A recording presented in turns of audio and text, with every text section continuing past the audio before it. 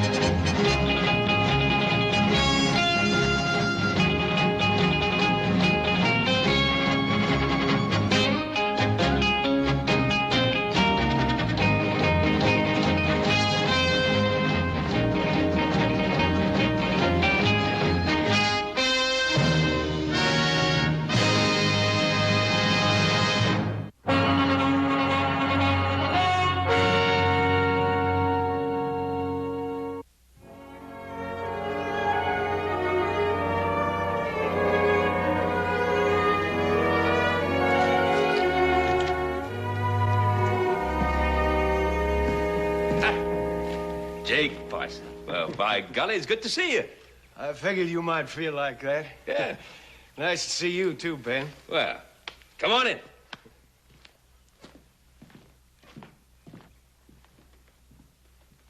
Not many days happen like this, Ben. I figure a man ought to enjoy them while he can. Yeah. Like it says in the good book, it ain't what a man's got, it's his begats that counts. Well, Jake, I agree with you there. I guess we're lucky to have our children. You're right. Come into this world with nothing, we go out with nothing. Yeah. What's reason for a man's existence if it ain't to look out for his kids? Very little, I guess. Well, I've been blessed that way. 2 strapping boys, and a girl. Of course, the boys have given me some trouble. But not my Mary. She's as good as they come. I agree with you, Jake. She's a mighty fine girl. Sometimes I used to think that the only thing that could raise on my land was a ruckus. 2 years without rain or grass. And when the grass came, fire and rustlers. Well, you've had your share of hard luck, Jake. There's no denying. The Lord's will. Keep working hard and sweating. And things get better. I'm going to send 600 head of cattle to market this year. 600 head? Well, by golly, Jake, that's wonderful. Ben, I want to do my share for the young'uns. Well, every father should. You got good land to spare, I got cattle. And together we can scrape 'em up a nice little spread. Start 'em in right. Yeah. My Mary and your little Joe. Been hoping that'd happen. I'm purely happy it did. Jake, I don't rightly know what you're aiming at. Well, now, a church wedding would have been more to my taste, and a barbecue and a dance after, but...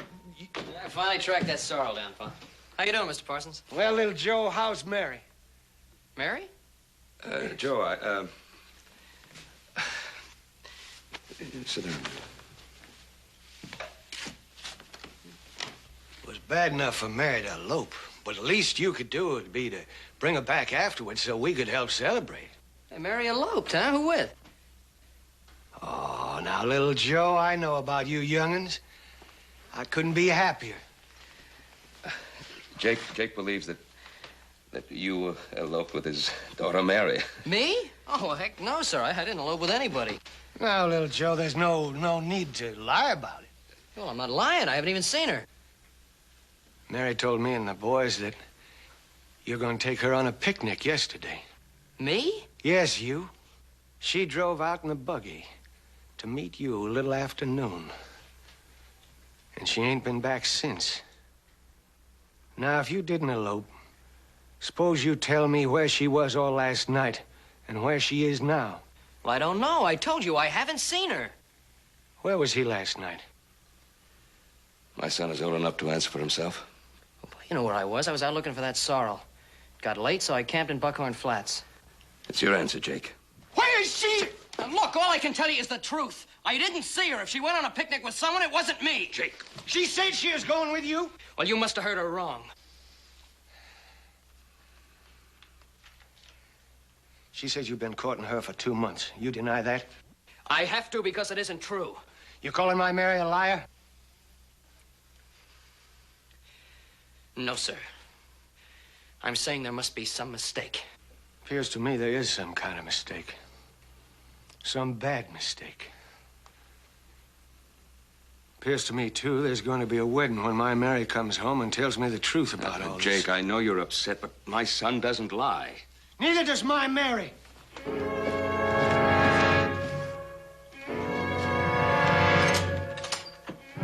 Parsons may not be as rich as Cartwright's, but we do know the difference between right and wrong.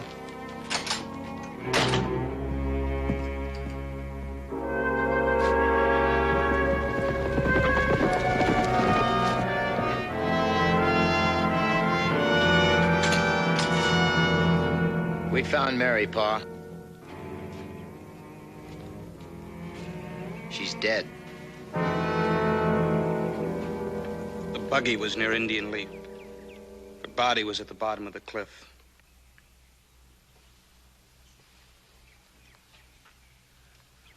Jake, this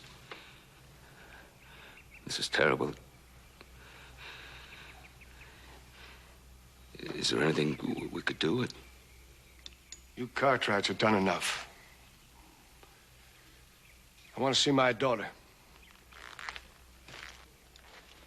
You boys take me to her.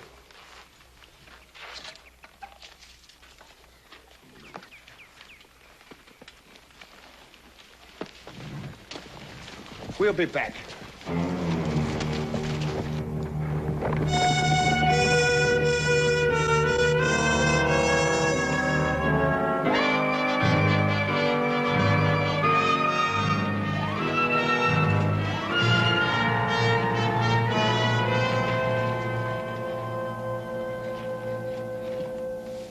Oh, no.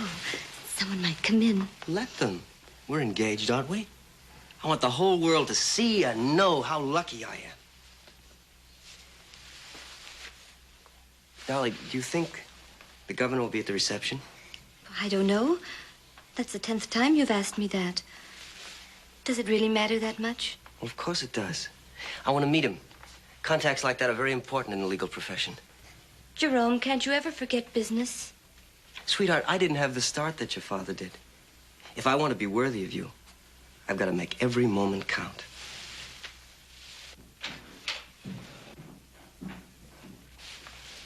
Mr. Cartwright, I didn't know you were coming in this afternoon. Well, we hadn't intended to, Mr. Bell. Well, Betty May. Is Hiram in, please? Yes, sir. I'll tell him you're here. Thank you. Mr. Cartwright to see you, sir. Ben? Little Joe. Well, this is a pleasant surprise. What brings you into Virginia City, Ben? Well, Hiram, trouble. We need your help. Oh, I'm sorry to hear that, Ben. Well, that's what I'm here for. Come in, come in. Hiram, this isn't an ordinary legal matter. You make it sound pretty serious, Ben. Well, it is. It's quite personal. I'll be outside if you want me, Mr. Wood. What do you think the trouble is, Jerome? I've never seen Ben Cartwright so upset. People are always upset when they come to a lawyer's office. That's why attorneys like your father get such large fees. Jerome, that's a fine way to talk about your future father-in-law. If you worked as hard as he Well, does... darling, I would. But every hour I work is an hour away from you. We'll try working for an hour anyway. I'll be back at 2. We can leave for the reception from here. I'll be waiting for you. Ben, I can understand your concern about this, but I don't see what you got to worry about. If little Joe is chasing a horse in Buckhorn Flat all day, there's no way he can be implicated in the death of this girl. Well, maybe not legally, but Jake Parson and his boys think he is Well, implicated. Ben, it was a terrible tragedy. They were overwrought. Well, I can understand that, but I don't want my son gunned down by someone taking the law into his own hands. Don't you worry about the Parson boys, Pa. I can take care of them. You'll do no such thing. You'll go to the sheriff and give him a full account of your whereabouts these last few days. And, Ben, you tell him what transpired between Jake Parson and yourself. That way, any protecting that needs to be done will come from the law. Well, all right, Hiram. Came to you for advice, if that's what you think we should do. That's what you should do. Well, Roy Coffey will know how to handle it. Yeah. No, Sheriff Coffey's not in town. He's in Carson City on that rustling case. Oh, yeah. The new deputy, Rick Conley, I think, is in charge. You think that'll make any difference, Hiram? I haven't had a chance to get acquainted with Deputy Conley. But just to make sure, I'll send Jerome along with you to see that your statements are taken down properly. Thank you. Jerome, will you step in, please? Yes, sir.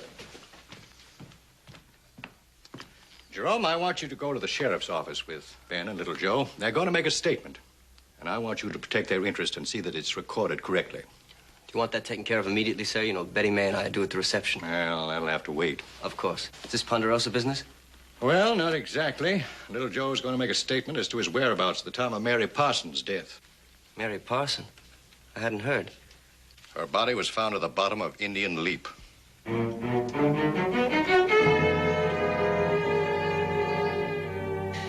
3 weeks prior to the company and Parson in the company of others. Well, this seems to be perfectly all right. All right for you both to sign it.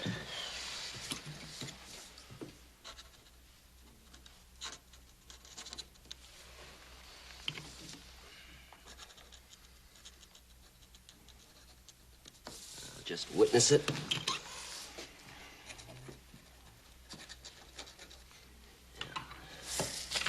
That should take care of things. Unless there's an inquest. Inquest? Well, I see no reason for an inquest. It's obviously a case of accidental death. Well, maybe it was and maybe it wasn't. That's not for me to decide. That's up to the coroner. Well, I feel that an inquest would be completely out of order in a case like this.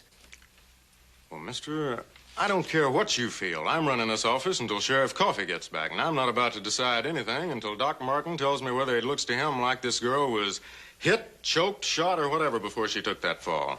Well, we can understand your position, Rick, and we'll go along with anything that's necessary. Do you want us to stay in town? Might be a good idea, Mr. Cartwright. Jake and his boys brought the girl's body in. Doc Martin's making the examination right now. You gentlemen will excuse me, I'm late for an appointment. However, I must advise you that even if there is an inquest, there's no need for you to stay in town. There was no witness to involve little Joe. I'll be able to handle everything at the proper time. Thank you, Mr. Bell. Bye, sir.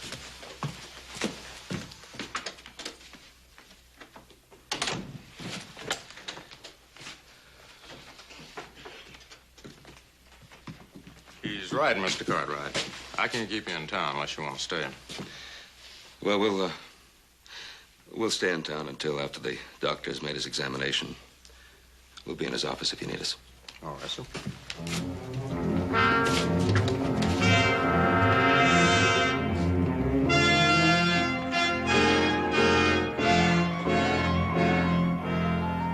What's the doctor going to be able to tell us? I don't know. The more information we have, the better we'll be able to reason with Jake Parson. Well, that girl fell to on her feet. I don't see how they could tell anything.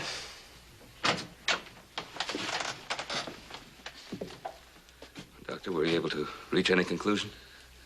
There's one conclusion that was easy to reach. What was that? Every bone in her body was broken. Was there anything to indicate that, well, it was anything but an accident? Not specifically. Well, then it was an accident, then. It could have been. Or it could have been suicide. Suicide? What makes you say that? She wasn't married, was she? Well, you know she wasn't. She should have been.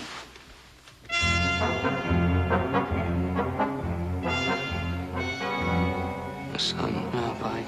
I was never even alone with her. I'm gonna have to tell this Deputy Connolly right away. I guess you know that, Ben. Yeah, I know that. I was just thinking about what Jake Parsons is going to do when he finds out the truth. Well, thank you, Doctor. Don't you better go home?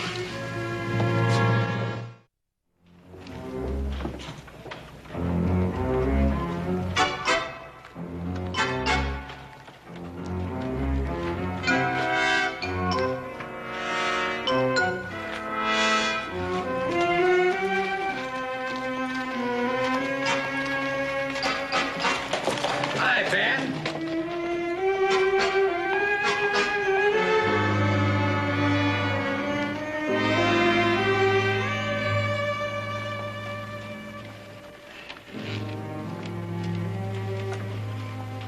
Hello, John. Oh, hello, Doc. What's got into Ben Cartwright? You little Joe went by me like I was a rock in the road. Oh, it's nothing personal, I'm sure. They're concerned about Mary Parson being found dead. Mary Parson dead. When was this? Our brothers found her body yesterday. Happened the day before, though. The day before. I saw her that day around noon. Where'd you see her? Why, right on the road to Indian Leap. Must have happened right after I saw them. Them? You mean there was somebody with her? Sure there was.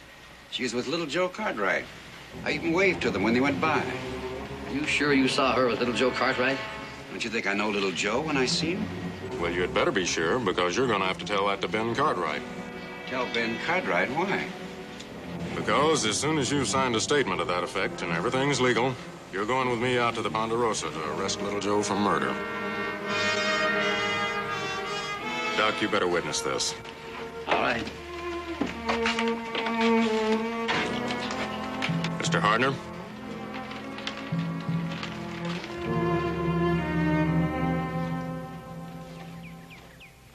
Howdy. Rick, Mr. Hardner.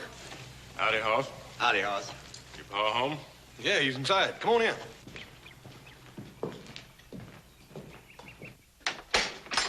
Come on in, man. John. Deputy? Well, come on in, gentlemen. Sit down. Thank you, Mr. Cartwright, but we're here on official business. Oh, well, what does that mean? You go ahead and tell him what you told me, Mr. Hardner. Sorry as I am to say it, Ben. I saw little Joe and Mary Parson driving up toward Indian Leap day before yesterday. You what? You were in Parsons' buggy, little Joe. Your paint horse was tied on behind. Mr. Hardner, that's not the truth. I wish it'd been somebody else that saw you, Joe. It ain't easy to do this to a friend. Pa, he's lying. Oh, little Joe wasn't in that buggy. He wasn't nowhere near Indian Leap. I know that. Well, what are we doing standing here listening to this for? Well, John, for some reason, thinks that he saw little Joe and Mary in that buggy. He believes it. Well, that kind of believing can put a rope around Joe's neck.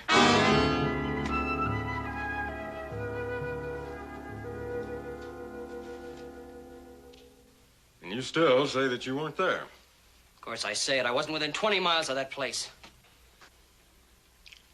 All right. Comes down to your word against Mr. Hardner's. In a case like that, a jury's going to have to decide it. I'm sorry, Joe, but I'm going to have to take you in.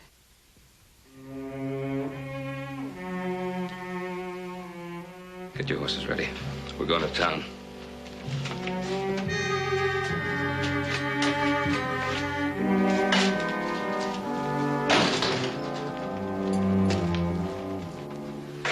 We believe you, boy. Never doubt that for an instant.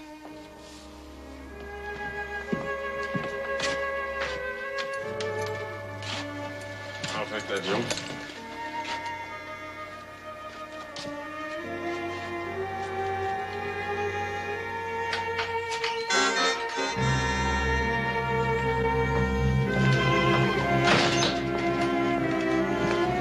Stop right there, all of you.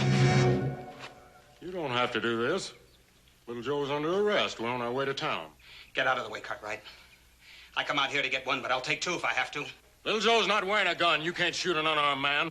What chance did he give my sister? I never even saw your sister. And that's what you'd say, sure. But she said she was going to beat you, and that's good enough for me. Get out of the way, Cartwright! Don't be a fool, Pete. Let the law handle this. Oh, Cartwright's a big name around these parts. One kind of law for you and another kind for the rest of us. That isn't true, Pete. Not this time, it ain't. I'm going to have me an eye for an eye.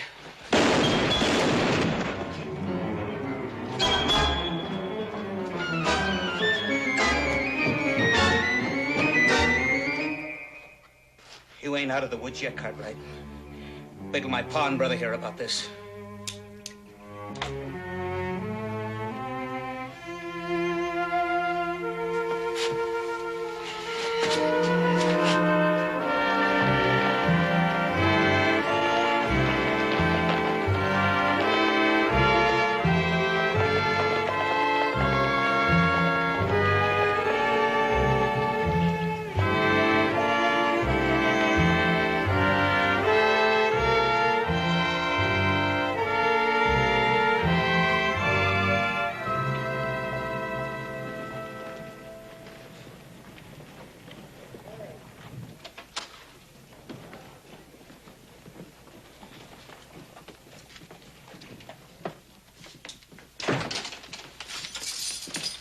Let's get it over with, Joe.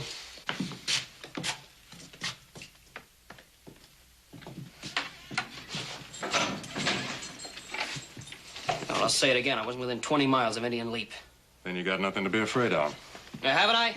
All I saw was a rabbit, a buck, and that sorrel. They gonna testify on my behalf?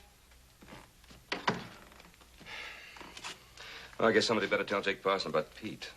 Don't worry. I don't doubt that all the Parsons have heard about it by now. Yeah, I guess you're right. I gotta say hi to Wood. You boys coming along? No, we'll keep Joe company. Yeah, make sure you don't get no uninvited company. That's a good idea.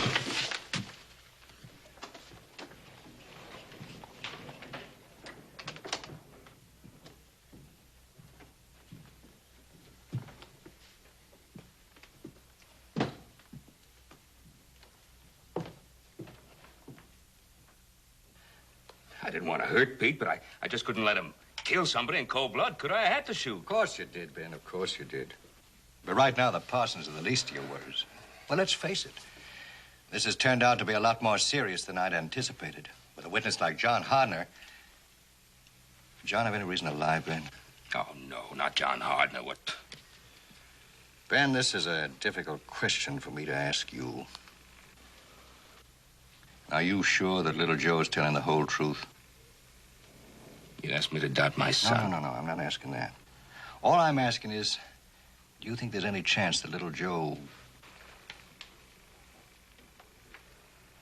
If I were to start doubting my son at this point, everything I've lived and worked for would be lost. Ben, I'm your lawyer. I have to think the way a jury's going to think. Believe me, with this latest news about the girl and John Hardner's testimony, this is going to come before a jury. Hiram, what do we do? Well, you two have a good time at the reception? Oh, Father, it was absolutely wonderful. Jerome made such an impression on the governor. The governor hardly noticed anyone else. I was surprised how young he is. We did seem to have a lot in common. He even wanted to know my views on politics. Yeah, that's fine, Jerome, that's fine. Right now, politics can wait. We've got something much more urgent to consider at the moment. Well, yes, sir, of course. As a matter of fact, it's been on my mind all during the reception. I'm glad to hear that. You come up with any ideas? Well, sir, I don't like to say this about the dead, but with that girl's reputation, I don't think there's a jury in Virginia City that would convict little Joe. Jerome, what a dreadful thing to say. Well, I'm sorry, sweetheart, but we're fighting for a man's life. Hiram, suppose we took Jake Parsons' buggy back up to Indian Leap again and have John Hardner show us exactly what he saw. That might be an excellent idea, Ben. If there's any possibility of showing that John Hardner was mistaken, why, I think... That's just it. But what happens, sir, if it confirms John Hardner's statement? Then we'll have no case at all in court. No, sir, I think we've got to fight this out on the basis of the reputations of that girl and Mr. Cartwright's son. Mr. Bell, we are going on the assumption that little Joe is innocent. Yes, sir, of course. I'm just pointing out that legally we might be taking unwarranted risk.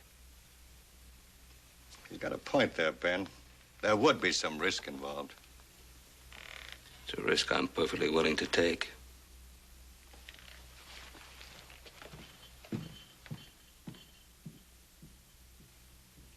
I hope we don't regret this, Mr. Wood.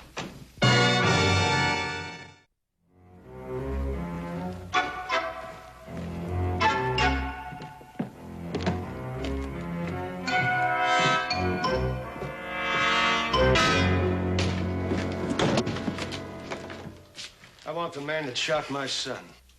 The rifle, Jake. Put it down. You won't need it in here. Where's Ben Cartwright? I'm right here, Jake. Pete took the law into his own hands, tried to shoot an unarmed man. Mr. Cartwright did the only thing he could do in self-defense. It's true, Jake. I saw it. Hardner, seems to me like you jumped the fence. You was going to testify little Joe was with my Mary. Now you're siding with Cartwright's. I'm not siding with anybody. I saw little Joe and Mary up at Indian Leap. I'll say it under oath. I also saw Pete trying to shoot an unarmed man.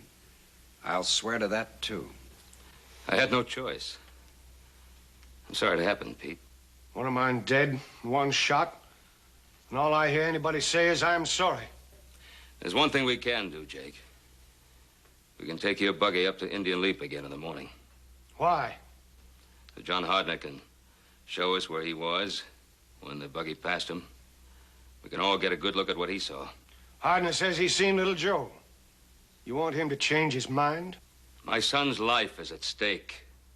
I'm just trying to get at the truth. All I'm thinking about is my daughter was killed. And your son did it. Well, now, supposing it wasn't little Joe. Suppose it was somebody else. Wouldn't you want to know who it was? All right, boys.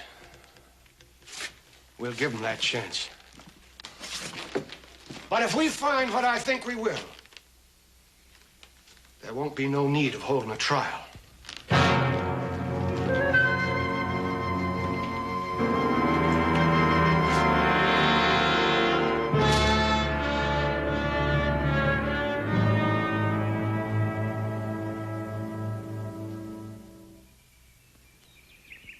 All right, bring on the buggy.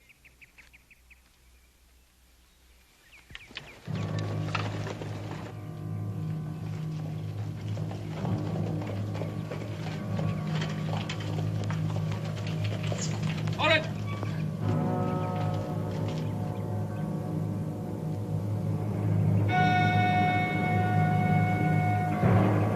Hey, John, is this as close as you got to that buggy? Just about the exact spot, Ben. Well, we can't see the man's face, and we're afoot. How can you see him sitting as high as you are? I didn't say I could see his face from here. I sure saw his paint horse tied on behind the buggy. He probably turned and looked when you got down on the road. Stop putting words in his mouth. Move the buggy on down the road. Now you ride down to the road and make your turn.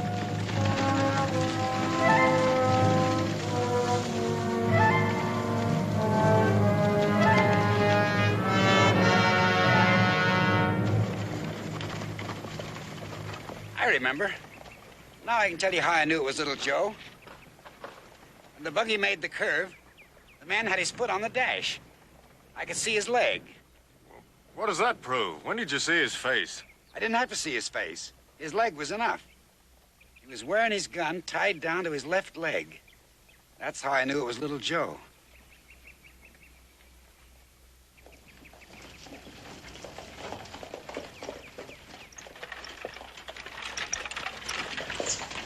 Well, what'd you find out? Just what we knew we'd find. Well, Deputy, what do you say now? Inquest will be in my office at 2 o'clock. I'm just seeing to it that whatever needs doing is done proper and legal. My sister's dead. The man that pushed her off that cliff is still alive. You call that legal and proper? I said there'd be an inquest and a trial. There'll be a trial and a hanging. We heard what you said, Mr. Hardner. And if you don't say it again so everybody can hear, you won't live to get off that witness chair.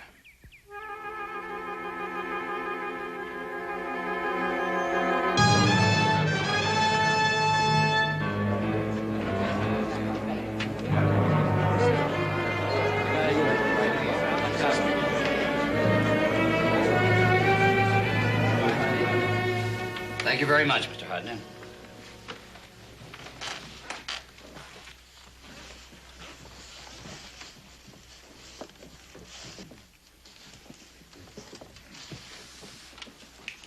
Will the foreman of the coroner's jury please rise?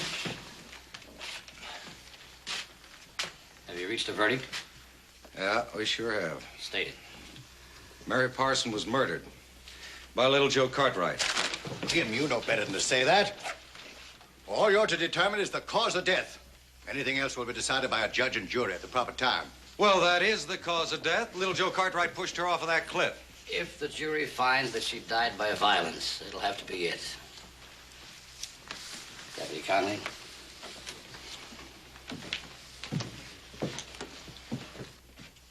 Joseph Cartwright, you're hereby bound over to stand trial for the murder of Mary Parson.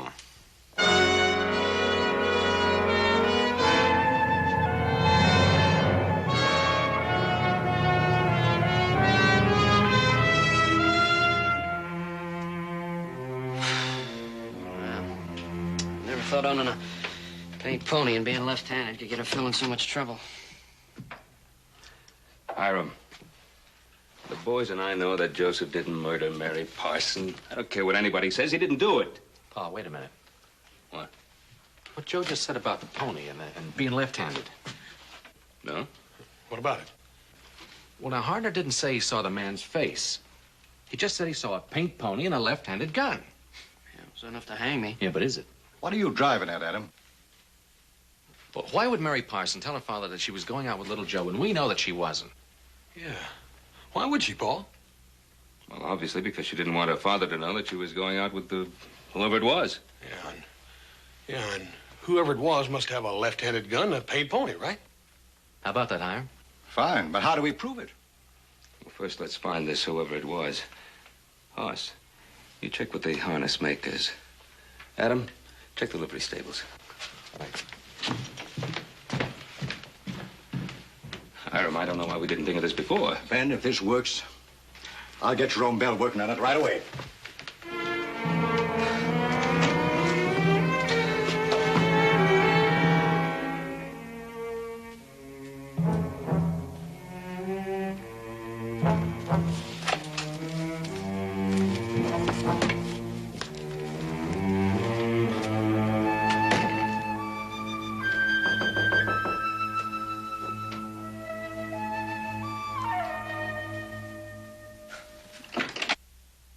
Sweetheart, what a surprise. I really shouldn't be here, but I wanted to talk to you. And Papa said you'd be here working. I'm glad you're here. I'm always glad to see you. The shy and proper Betty May. All these books. Do you have to go through them all? I'm planning little Joe's defense. Or trying to. If I had it my way in the first place, we'd be in a lot better shape. Jerome, I'm sure Father knew what he was doing. I hope he lets me take over this case. I feel I can do as well as any man alive in that courtroom. But I have to win your father over first. Sweetheart, you could help me with that. This is such an important case, Jerome. Little Joe's life's at stake. That's what I mean. If I win this case, I'll be the most sought-after lawyer in Virginia City. We can get all the things that we've planned for. Your father will take me on as a full partner and... well, who knows? If the governor was a lawyer, that's the way he started. Of course, Jerome. I'm sure all those things will come in time. But right now, we must be thinking about little Joe. Thinking isn't enough. The evidence clearly indicates his guilt. Well, I don't think he's guilty. But it's what I can convince the jury of that counts. Well, I can't believe he's guilty. Jerome, I don't believe he'd push anyone off a cliff. Given sufficient provocation, any man can commit a murder. That's not my definition, sweetheart, but you'll find it in any legal text just the same.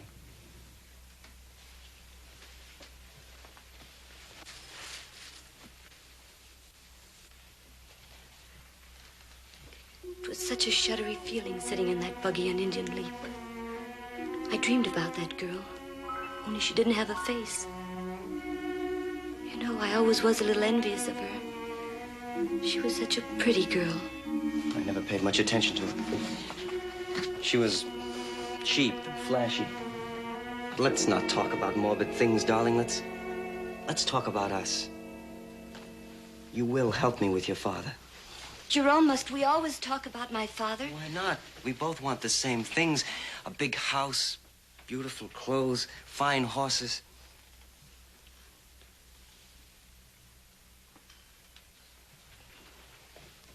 I just want happiness. I just want...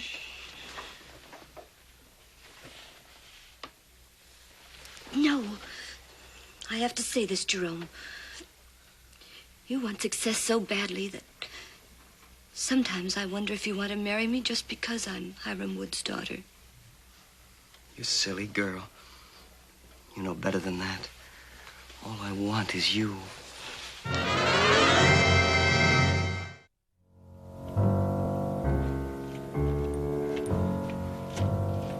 Cartwright, I'd like a word with you.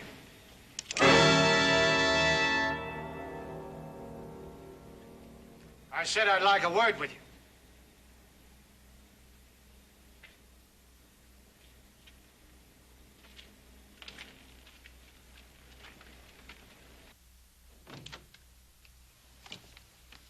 Well, to what do I owe this unexpected pleasure, huh? I thought you and Jerome were going to the governor's ball this evening. We are, Father, a little later. Jerome went to the hotel to change. He's been working so hard. I was lonesome, so I thought I'd wait here. Am I interrupting anything? No, just catching up on some odds and ends. Here, sit down. I'm sorry I've been neglecting you lately, darling, but I just never seem to get caught up. Now this nasty business with the Parson girl has to come up. I know, Dad. It's been a strain on Jerome, too. I wish you both could slow down. Now you sound just like your mother used to. I can't imagine Mother ever scolding you about anything. She was a wonderful woman. Wonderful woman. I just hope that you and Jerome will have the happiness your mother and I had. Of course you will. I hope so, Dad. Well, you don't have to sound so desperate about it. Dad, we don't have to lie to one another. Most girls my age are married 5 years and have a family. I'm not the prettiest girl in town, and I just don't want to make a mistake. No. What's this? Have you and your young man have words or something? I suppose I'm being silly. It's just that sometimes it seems as if Jerome loves his work more than he does me. Oh, so that's it. Well, sweetheart, I doubt very much that you're the first woman ever to say that. Jerome's a very ambitious young man. That's it. Ambitious. So terribly ambitious. It frightens me. Dad, at the reception, when Jerome met the governor, it was just as if suddenly I ceased to exist. Baby, now you are being silly. I suppose I am. I shouldn't be bothering you with my troubles. Of course you should. Of course you should. That's what I'm here for. Now, you run along and have a good time. World looks a lot prettier under a full moon, you know. Thanks for talking to me, Dad.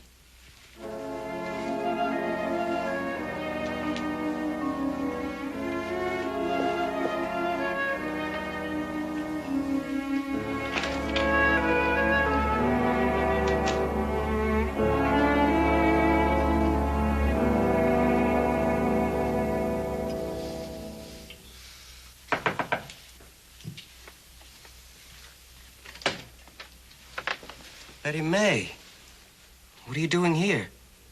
Is anything wrong? No, there's nothing wrong. I just wanted to see you. You shouldn't have come here. Why? I'm in love with you. I was lonesome. Someone might have seen you. You know how the gossips are in this town. Let them talk. I'm not ashamed of my love. Are you? Of course not. I just didn't want you to see how I live. I'll be with you in a moment.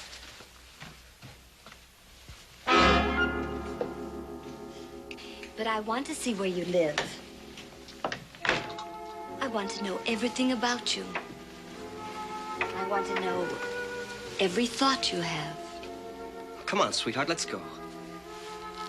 Who's the girl in the picture? Well, just some girl, nothing important. That's a picture of Mary Parson, isn't it? I picked it up today in connection with the trial. You knew her, didn't you? Betty May, you're being unreasonable. Being a lawyer, I meet many people. If you had told me, I wouldn't have cared. I knew there were other women. Jerome, why did you lie to me?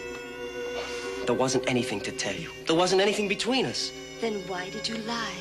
Well, I didn't want your father to know. I was afraid he might object. Darling, please, let's forget it. She was very lovely, wasn't she? She was prettier than I am. Younger and prettier. That isn't so. You're the prettiest girl I've ever seen. Darling, I love you. Don't you know that? No, I don't know it. I wish I did, but it isn't so. I guess I knew that right from the start. How can you say that? After all the plans we've made. A big house, fine clothes, the best carriage in town, the governor's mansion. Those were your plans, Jerome, not mine. Well, what's wrong with that? Why do you object to those things? Mary Parson couldn't get them for you, could she? I told you to forget about Mary Parsons. Can you forget her? She was nobody. She was cheap. She was trying to blackmail me. She was going to go to you. You killed her. No. It was an accident, sweetheart. We went for a ride. It'll be all right. I'll win the case. Little Joe will go free, and we can get all the things that we've always wanted.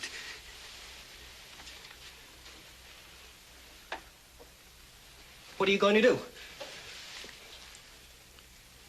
I'm going to tell my father. Betty May, I couldn't let you do that. I couldn't let you do anything like that.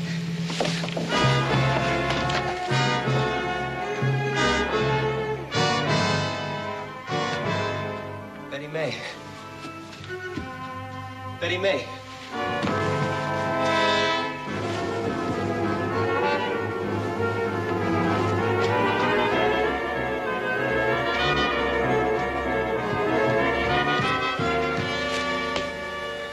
Betty May.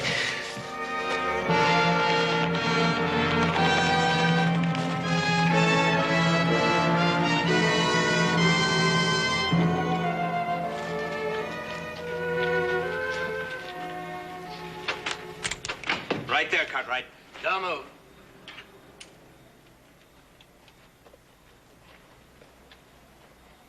You want to see your paw, don't you? Move.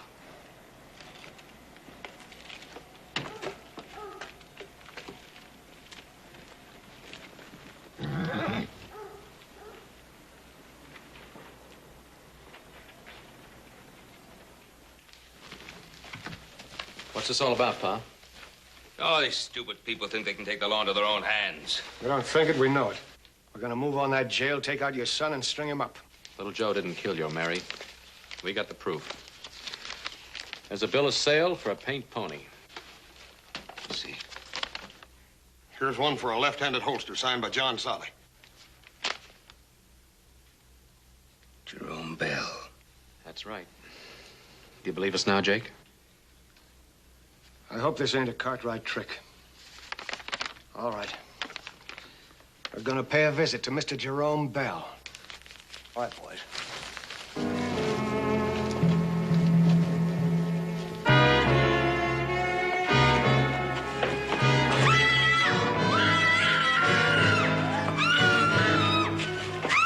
Bill! Stay away! All of you! You try anything and I'll throw her off of here! Bell, it's no use. We found out. Well, you don't try to stop me!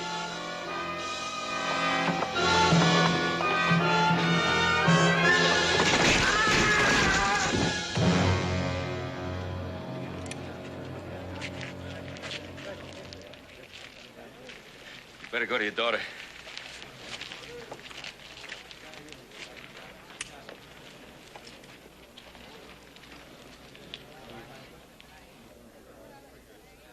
Jerome.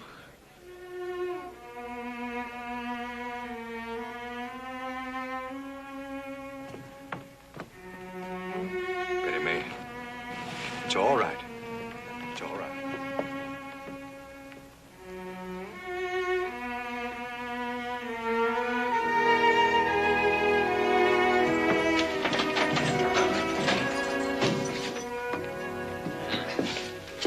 You know, I don't think I could ever get used to living in there. Good to have you out, Joe. Oh, I don't know. It's been kind of peaceful around the Ponderosa the last couple of days.